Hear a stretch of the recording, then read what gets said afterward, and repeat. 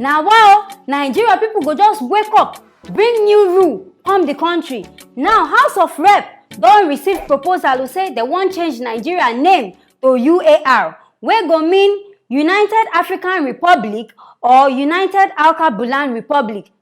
This kind Alka-Bulan, how people wan take dey pronounce this name? Ordinary Nigeria sef, they find am hard sef to call because of the bad things wey don dey happen.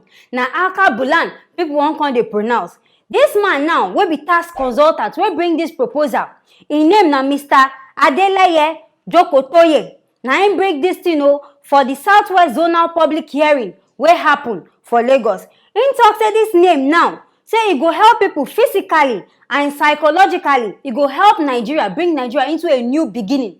Say because this name na our colonial masters, that is those Oyinbo people wey come that time, na dem give this name to Nigeria. So Nigeria now suppose change this name, then change our law, so that we go get new things go dey flow, so that all those bad things with the name go follow the name go. I come dey wonder, na name changing na go come change this country? All the things wey dey happen, una no dey think about that one. Una come feel say if una change name, na everything go happen.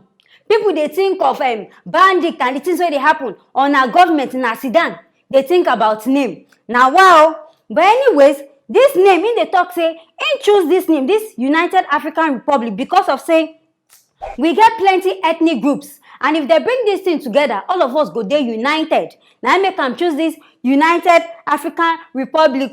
And say this Alka-Bulan, all of us know say this name hard. Say the real meaning na United Mother of Mankind Republic. I come dey wonder, I think say Nigeria na fatherland. Which one can be Mother of Mankind? Mother of Mankind. I no quite even dey understand this kind name where they give Nigeria. So now if na why even write no more Nigeria, we go dey write my country Alka-Bulan.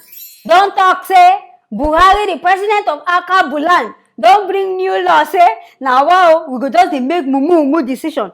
But as e be like this, all of us have know say this united wey they will even use, nothing dey united for Nigeria. Everything na jaga.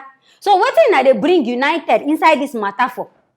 Make una leave the matter as e be. Nothing dey united. Make una focus on Nigeria itself. Forget am.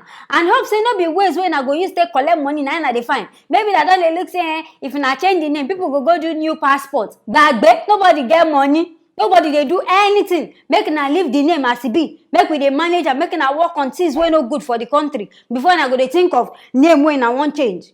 And this Nigeria sef, problem don even too much. If una change this name, I no sure say anything go change. Wahala wey dey go still dey. No be about name changing. Fine, if una wan change the constitution, make una change am. But no be say name sef go come go. Nothing dey change. All of us no country where we dey. That means we go change our president sef now. If una wan change everything, politicians, so everything, make them change everything. Now that way, now e go just good. Because this kind only name changing and then constitution, do it help? E no help anybody as e be. But as this matter be like this, now here I go stop am. But as I see am, I shade you. Now be this URA. Make una just leave am for Naija. Make we dey manage our Naija, my country, as e be like this. Now here I go end this matter. Make una no forget to like, share, and subscribe. As I go see you now for our next story.